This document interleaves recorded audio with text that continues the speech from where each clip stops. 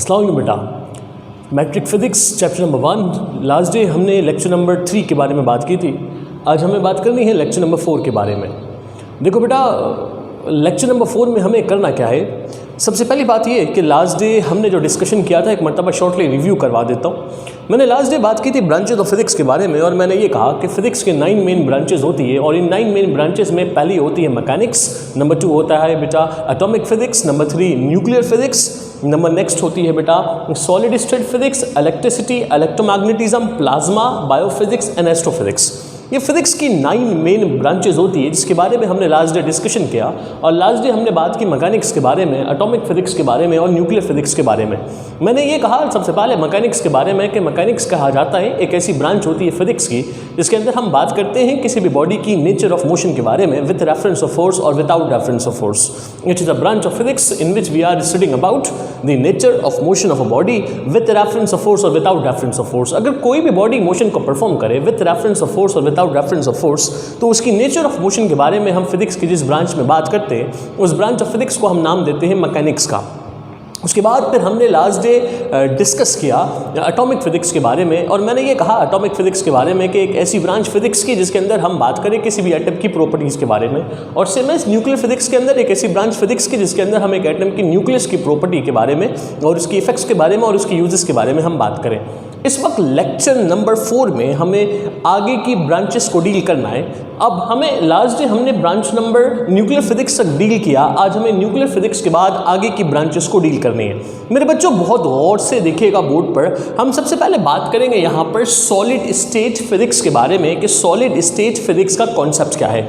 देखो बेटा, solid state physics के बारे में कहा जाता है कि देखो मैंने लास्ट टाइम ही आपको बताया था कि ये जो वर्ड लिखा हुआ है फिज़िक्स, ये जो वर्ड आपके सामने हम यूज़ करते हैं फिज़िक्स का, इस फिज़िक्स का मतलब क्या होता है। और मैंने ये कहा फिज़िक्स के बारे में, फिज़िक्स का मतलब होता है फिज़िकल प्रॉपर्टी। फिज़िक्स का वर्ड हम यूज़ करते हैं फिज़िकल प्रॉपर्टी के लिए, physical property of matter, physical property of matter. It means physics का वर्ड यूज़ किया जाता है फिजिकल प्रॉपर्टी ऑफ मैटर के लिए। और आपको पता है मैटर की डिफरेंट स्टेट्स होती है और उन स्टेट्स में से एक स्टेट होती है सॉलिड, एक होती है लिक्विड, एक होती है गैस। और हम कहते हैं अब एक फिजिक्स की और स्टेट होती है दैट्स कॉल्ड प्लाज्मा। तो इट मीन्स कहा यह जाता है फिजिक्स के बारे में कि फिजिक्स साइंस की एक ब्रांच होती है जिसके अंदर हम बात करते हैं मैटर की प्रॉपर्टी के बारे में। सो लिखा हुआ ये है सॉलिड स्टेट फिजिक्स, यानी फिजिक्स का मतलब होता है फिजिकल प्रॉपर्टी ऑफ मैटर। अब मैटर कौन सी स्टेट में मौजूद है? सॉलिड स्टेट में मौजूद है।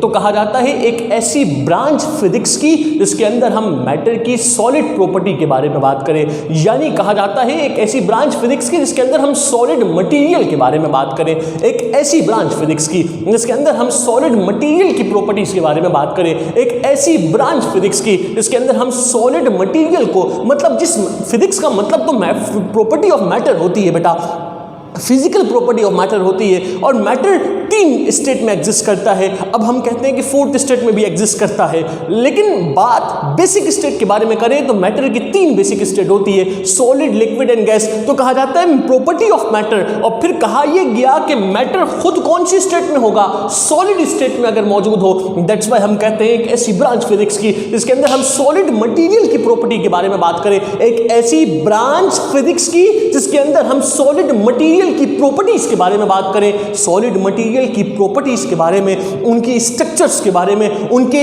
इफेक्ट्स के बारे में, उनके यूजेस के बारे में हम बात करें। इस ब्रांच ऑफ फिजिक्स को हम नाम देते हैं सॉलिड स्टेट फिजिक्स का। सपोज करो बेटा मेरे पास एक मैटर मौजूद है, ये एक मैटर है। अब ये कौन सा मैटर है? ये मैटर सॉलिड मैटर है, ये सॉलिड स्टेट में एग्जिस्ट करता है। तो एक ऐसी ब्रांच फिजिक्स की जिसके अंदर सिर्फ सॉलिड मटेरियल की प्रॉपर्टीज के बारे में बात करें, सिर्फ सॉलिड मटेरियल की प्रॉपर्टीज को हम डिस्कस करें। देखो बेटा, प्रॉपर्टी ऑफ मैटर, मैटर में सॉलिड भी है, लिक्विड भी है, गैसेस भी है, लेकिन सिर्फ सॉलिड के बारे में हम अगर बात करें, सिर्फ सॉलिड मटेरियल की प्रॉपर्टीज के बारे में हम बात करें तो कहा जाता है एक ऐसी ब्रांच फिजिक्स की जिसके अंदर हम सॉलिड मटेरियल की प्रॉपर्टीज के बारे में बात करें, सॉलिड मटेरियल की इफेक्ट्स के बारे में बात करें, सॉलिड मटेरियल की स्ट्रक्चर्स के बारे में बात करें, सॉलिड मटेरियल की यूजेस के बारे में बात करें। दैट्स व्हाई बेटा एक ऐसी ब्रांच फिजिक्स की जिसके अंदर हम सॉलिड मटेरियल मटेरियल की प्रॉपर्टीज के बारे में बात करें, इस ब्रांच ऑफ फिजिक्स को हम नाम देते हैं सॉलिड स्टेट फिजिक्स का।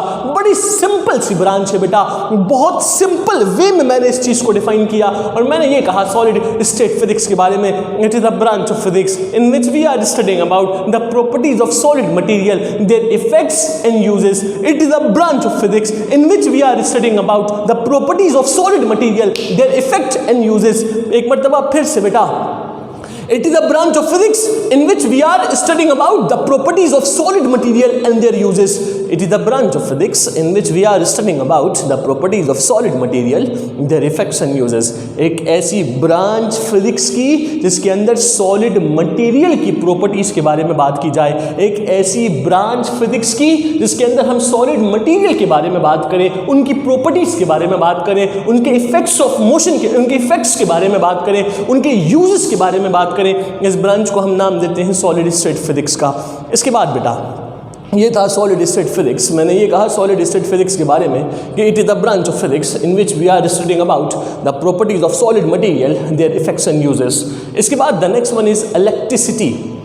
बेटा ये एक बहुत मेन ब्रांच है फिजिक्स की, इलेक्ट्रिसिटी। हम एक वर्ड यूज करते हैं ना, करंट। करंट क्या होता है? अगर मैं आप में से किसी से पूछूं what is current, what is electric current, जिसे आप इलेक्ट्रिसिटी भी कहते हो, तो करंट होता क्या है? देखो बेटा, करंट को अगर मैं आपके सामने शॉर्टली डिफाइन करूं तो करंट के बारे में हमारे यहाँ कहा जाता है, सपोज करो एक इलेक्ट्रॉन जब मोशन को परफॉर्म करे। देखो बेटा, अगर कोई सॉलिड बॉडी जब अपनी पोजीशन को डिस्प्लेस करती है तो उसकी डिस्प्लेसमेंट को हम नाम देते हैं मोशन का। अगर कोई लिक्विड अपनी पोजीशन को डिस्प्लेस करे तो उसकी मोशन को हम मोशन नहीं कहते, हम उसकी मोशन को फ्लो कहते हैं। इसी तरह से जब कभी कोई चार्ज, कोई भी चार्जेस दो तरह की होती है, पॉजिटिव चार्ज और नेगेटिव चार्ज। फॉर एग्जाम्पल अगर मैं आपके सामने मेंशन करूं चार्जेस के बारे में, चार्जेस हमारे पास दो तरह की होती है। फॉर एग्जाम्पल चार्जेस के बारे में अगर बात की जाए तो चार्जेस दो तरह की होती है। नंबर वन होता है पॉजिटिव चार्ज और नंबर टू होती है बेटा नेगेटिव चार्ज। पॉजिटिव चार्ज और negative charge, negative charge and positive charge. Positive charge का बेसिक मतलब होता है प्रोटॉन और नेगेटिव चार्ज का मतलब होता है इलेक्ट्रॉन। और ये भी याद रखिएगा, हम नेगेटिव चार्ज को इलेक्ट्रिक चार्ज भी कहते हैं। नेगेटिव चार्ज को हम इलेक्ट्रिक चार्ज भी कहते हैं।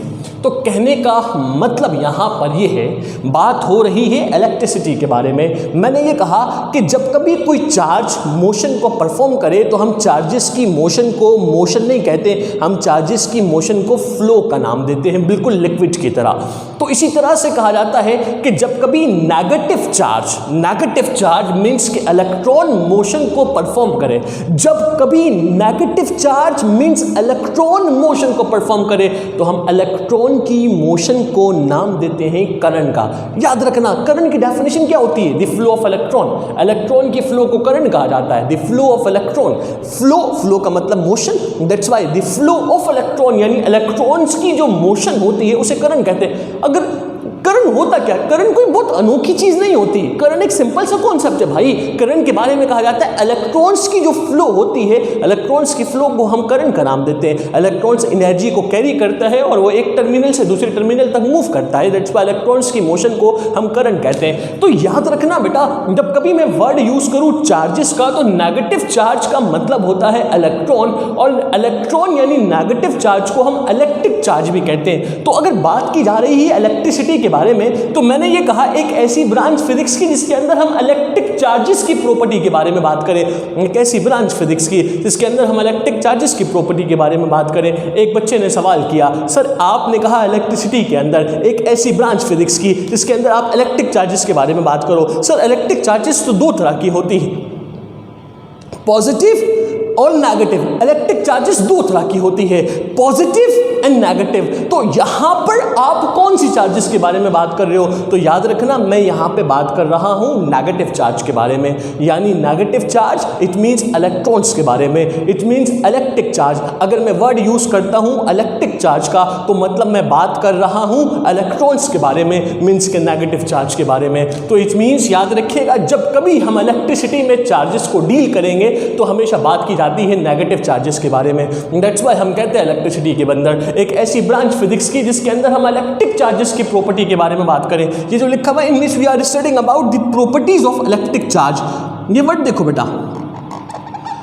इन which we are studying about the properties of electric charge, एक ऐसी ब्रांच फिजिक्स की जिसके अंदर आप चार्जेस के बारे में तो बात करो लेकिन इलेक्ट्रिक चार्जेस के बारे में बात करो। और इलेक्ट्रिक चार्ज का मतलब कौन सी चार्ज होती है बेटा? नेगेटिव चार्ज होती है। दैट्स व्हाई हम कहते हैं एक ऐसी ब्रांच फिजिक्स की जिसके अंदर हम इलेक्ट्रिक चार्जेस की प्रॉपर्टी के बारे में बात करें, एक ऐसी ब्रांच फिजिक्स की जिसके अंदर हम इलेक्ट्रिक चार्जेस के बारे में बात करें, हम नेगेटिव चार्जेस के बारे में बात करें, हम इलेक्ट्रॉन्स के बारे में बात करें, ऐसी ब्रांच ऑफ फिजिक्स को हम नाम देते हैं बेटा इलेक्ट्रिसिटी का। दैट्स व्हाई हम कहते हैं it is a branch of physics in which we are studying about the properties of electric charge. यानी जब electric charge means electrons means negative charge motion को परफॉर्म करे, उसकी इफेक्ट्स ऑफ मोशन क्या है, उसकी प्रॉपर्टीज क्या है। जब इलेक्ट्रॉन्स फ्लो करती है तो इलेक्ट्रॉन्स आपस में टकराती भी है, टकराने से अपनी एनर्जी लॉस करती है, तो उनकी इफेक्ट्स ऑफ मोशन क्या है, उनकी प्रॉपर्टीज क्या है, उनकी इफेक्ट्स क्या है, उनके यूजेस क्या है। और जब वो इलेक्ट्रॉन्स एक टर्मिनल से मूव होकर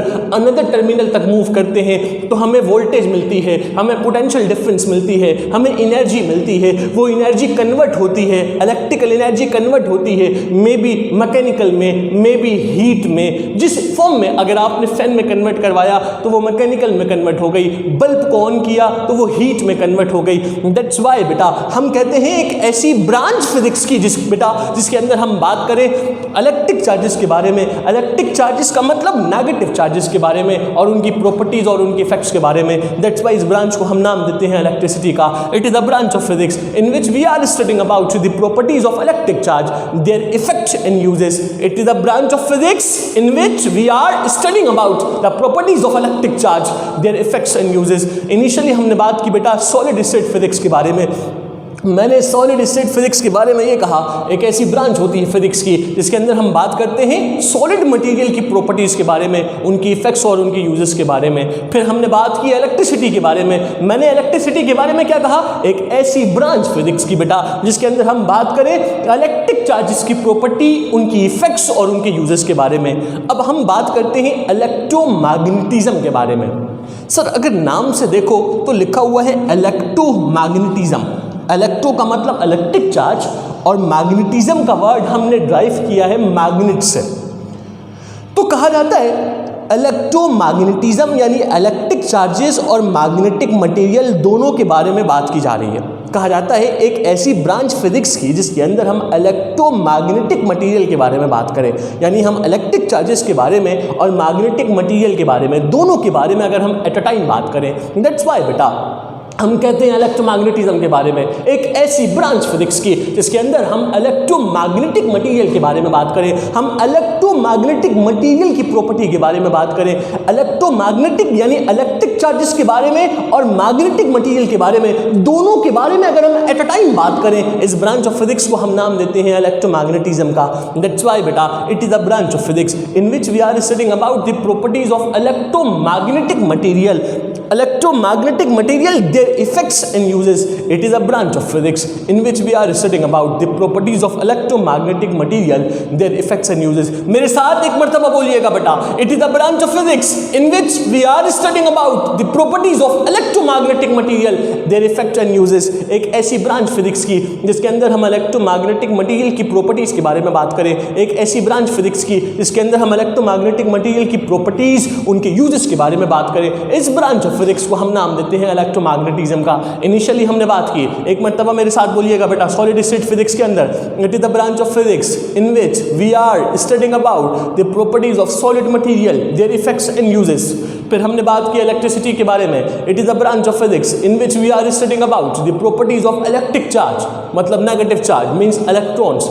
It is a branch of physics in which we are studying about the properties of electric charge, their effect and uses. फिर हमने बात की बेटा इलेक्ट्रोमैग्नेटिज्म के बारे में, मैंने ये कहा इलेक्ट्रोमैग्नेटिज्म के बारे में, it is the branch of physics in which we are studying about the properties of electromagnetic material, their effects and uses. I hope so कि आपको सॉलिड स्टेट समझ में आ गया होगा, इलेक्ट्रिसिटी भी समझ में आ गया, इलेक्ट्रोमैग्नेटिज्म भी समझ में आ गया।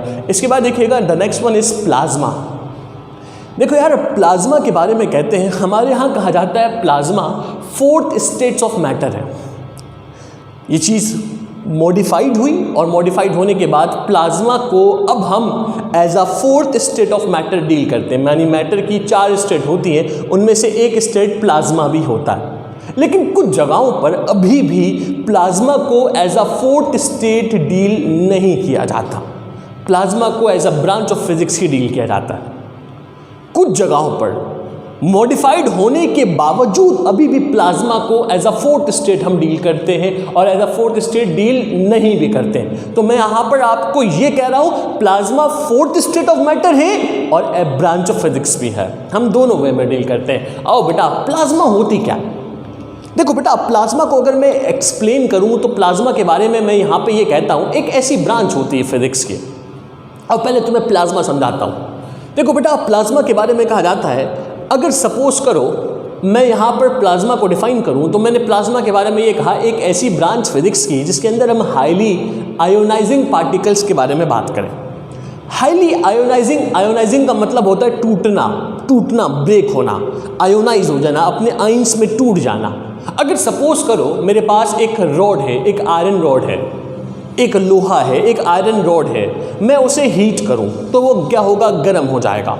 मैं और हीट करूं तो वो और गर्म हो जाएगा। मैं और हीट करूं वो रेड हॉट हो जाएगा। मैं और हीट करूं वो मेल्ट होना शुरू हो जाएगा। मैं और हीट करूं वो अपने कंपोनेंट्स में टूटना शुरू होगा।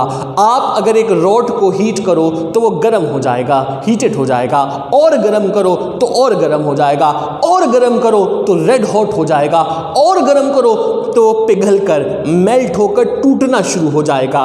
तो वो जो कोई भी कंपोनेंट्स या कोई भी बॉडी, कोई भी पार्टिकल, कोई भी कंपाउंड जब अमाउंट ऑफ हीट एनर्जी की वजह से, मैक्सिमम अमाउंट ऑफ एनर्जी जब आप उसे प्रोवाइड करो तो मैक्सिमम अमाउंट ऑफ एनर्जी की वजह से जब वो अपने कंपोनेंट्स में टूटना शुरू हो जाता है, इस ब्रांच ऑफ फिजिक्स को हम नाम देते हैं प्लाज्मा का। प्लाज्मा तो कहते ही हैं बेटा हाईली आयोनाइजिंग पार्टिकल्स के बारे में। जब आप किसी भी बॉडी को मैक्सिमम अमाउंट ऑफ एनर्जी दो, मैक्सिमम अमाउंट ऑफ एनर्जी दो, आपने पढ़ा होगा ना सुपर सैचुरेटेड जिसमें मैक्सिमम होती थी, इसी तरह से मैक्सिमम अमाउंट ऑफ एनर्जी दो, जितना वो एब्जॉर्ब कर सकता है वो तो एब्जॉर्ब कर लेगा, लेकिन मजीद एनर्जी दो, मैक्सिमम एनर्जी देते रहो, इतनी ज़्यादा एनर्जी दो कि वो अपने आयंस में टूटना शुरू हो जाए। जब वो अपने आयंस में टूटना शुरू हो जाएगा, इस ब्रांच ऑफ फिजिक्स को हम नाम देते हैं किसका?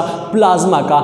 इट मीन्स कहा जाता है it is a branch of physics in which we are studying about the properties of highly ionizing particle. It is the branch of physics in which we are studying about the properties of highly ionizing particle, their effects and uses. इसकी effects के बारे में और इसकी uses के बारे में हम बात करते हैं। हाईली आयोनाइजिंग पार्टिकल जब आयोनाइज होता है तो उसकी आयोनाइजिंग प्रॉपर्टीज क्या होती है, उनकी आयोनाइजिंग इफेक्ट्स क्या होती है, उनके यूजेस क्या होते हैं, इस ब्रांच ऑफ फिजिक्स के अंदर हम इन तमाम प्रॉपर्टीज के बारे में बात करते हैं। That's why मेरा बेटा हम कहते हैं it is a branch of physics in which we are studying about the properties of highly ionizing particle.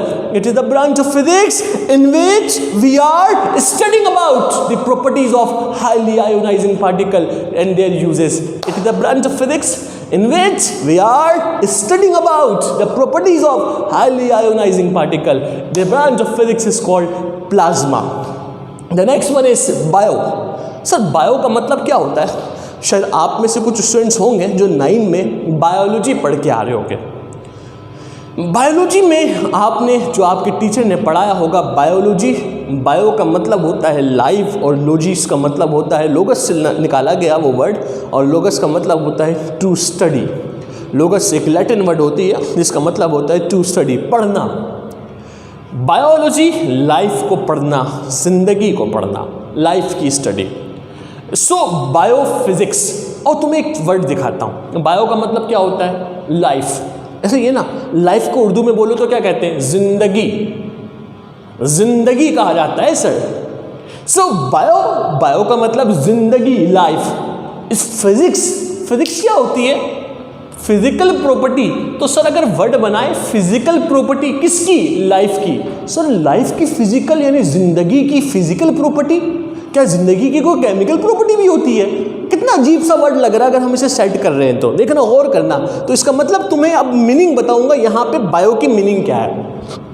लिखा हुआ है बायोफिजिक्स और लिखा हुआ ये है बायोफिजिक्स। फिजिक्स में फिजिक्स का मतलब होता है फिजिकल प्रॉपर्टी, सिंपल सी बात, फिजिकल प्रॉपर्टी। और बायो का मतलब होता है लाइफ यानी जिंदगी। तो जिंदगी की फिजिकल प्रॉपर्टी, वर्ड को सेट करने में अजीब सा लग रहा है, जिंदगी की फिजिकल प्रॉपर्टी। तो सर क्या जिंदगी की कोई केमिकल प्रॉपर्टी भी होती है? एक बच्चे ने पूछा। मैंने कहा नहीं बेटा, यहाँ पे बायो का मतलब जिंदगी नहीं है, लाइफ नहीं है। लाइफ से रिलेटेड जो बायोलॉजिकल ऑर्गन्स होते हैं, लाइफ से रिलेटेड जो बायोलॉजिकल इंस्ट्रूमेंट्स होती है, लाइफ से रिलेटेड जो बायोलॉजिकल डिवाइस होती है, लाइफ से रिलेटेड जो बायोलॉजिकल बॉडीज़ होती है, हम उनके बारे में बात करते हैं। तो यहाँ पे बायो का मतलब बायोलॉजिकल बॉडीज़ है, बायो का मतलब बायोलॉजिकल इंस्ट्रूमेंट्स है, बायो का मतलब बायोलॉजिकल ऑर्गेन्स है। आपने ऑर्गेन्स पढ़ा होगा, ऑर्गेन्स बॉडी के पार्ट्स वगैरह जो होते हैं ना, उनको कहा जाता है बेटा। जो कंप्यूटर वाले उनके लिए वर्ड कहा, लेकिन बायो वाले तो मुझसे भी बेहतर जानते होंगे बायो के बारे में।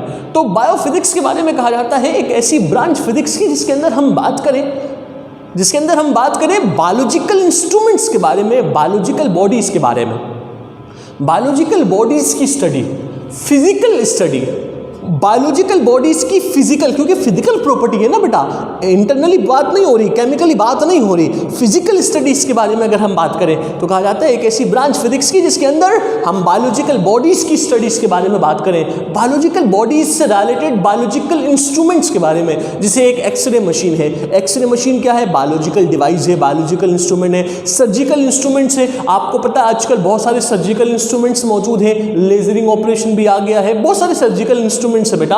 तो कहने का मतलब यहां पर यह है उन तमाम इंस्ट्रूमेंट्स के बारे में, उन तमाम डिवाइस के बारे में, उन तमाम बायोलॉजिकल बॉडीज के बारे में हम फिजिक्स की जिस ब्रांच में डील करते हैं, उस ब्रांच ऑफ फिजिक्स को हम नाम देते हैं बायोफिजिक्स का। दैट्स व्हाई मेरा बेटा हम कहते हैं it is the branch of physics in which we are studying about the properties of biological bodies, in which we are studying about the properties of biological device, in which we are studying about the properties of biological organs, in which we are studying about the properties of biological device, in which we are studying about the biological instrument and their uses. It is a branch of physics, एक ऐसी branch physics की जिसके अंदर हम बात करें बेटा biological bodies के बारे में बात करें, उनके इंस्ट्रूमेंट्स के बारे में बात करें और उनके यूजेस के बारे में बात करें। एक ऐसी ब्रांच फिजिक्स की जिसके अंदर बायोलॉजिकल बॉडीज, बायोलॉजिकल इंस्ट्रूमेंट्स और बायोलॉजिकल डिवाइस के बारे में हम बात करें। ऐसे तमाम डिवाइस को, ऐसे तमाम ब्रांचेस ऑफ फिजिक्स को हम नाम देते हैं बायोफिजिक्स का। Plasma, it is a branch of physics in which we are studying about the properties of highly ionizing particle and their uses. Biophysics, it is a branch of physics in which we are studying about the properties of biological bodies, instrument and their uses. The next one is astro. Astro, ये जो word है ना astro, इसे drive किया गया है astronomical से।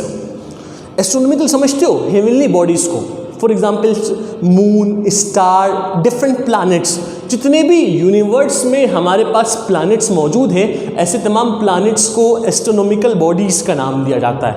इन astronomical bodies में से एक अर्थ है जिसके अंदर हम मौजूद हैं और उस अर्थ के नॉर्थ नाजिबाबाद में 5 स्टार में नॉर्थ नाजिबाबाद कैंपस अनीस हुसैन में हम मौजूद हैं। तो कहने का मतलब यहाँ पर ये है मेरे बच्चों, बात यहाँ पर कुछ ये हो रही है कि हमने बात करनी है यहाँ पर इनिशियली बायोलॉजिकल बॉडीज़ के बारे में और बायोलॉजिकल इंस्ट्रूमेंट्स के बारे में, और हमने यहाँ पर बायोलॉजिकल बॉडीज़ के बारे में बात की। इट मीन्स बेटा कहने का मतलब यहाँ पर ये है एस्ट्रोफिजिक्स के बारे में बात कर रहे हैं। तो मैंने एस्ट्रोफिजिक्स के बारे में ये कहा, एस्ट्रो का मतलब होता है बेटा एस्ट्रोनॉमिकल बॉडीज़। एस्ट्रो का वर्ड ड्राइव किया गया है एस्ट्रोनॉमिकल बॉडीज से। जो एस्ट्रोनॉमिकल बॉडीज़ होती है, ये जो यूनिवर्स में जितने प्लैनेट्स मौजूद हैं, for example sun, different planets हो गए, जुपिटर, मार्स, सैटर्न, इसी तरह से अर्थ, इसी तरह से मून, ये जो डिफरेंट प्लैनेट्स मौजूद हैं हमारे पास यूनिवर्स में, इन तमाम प्लैनेट्स को एस्ट्रोनॉमिकल बॉडीज़ का नाम दिया जाता है। कहा जाता है एक एस्ट्रोफिजिक्स के बारे में, एक ऐसी ब्रांच फिजिक्स की जिसके अंदर हम एस्ट्रोनॉमिकल बॉडीज़ के बारे में बात करें, एक ऐसी ब्रांच फिजिक्स की जिसके अंदर हम एस्ट्रोनॉमिकल बॉडीज़ को डील करें, एक ऐसी ब्रांच फिजिक्स की जिसके अंदर हम एस्ट्रोनॉमिकल बॉडीज़ की प्रॉपर्टीज़ के बारे में बात करें।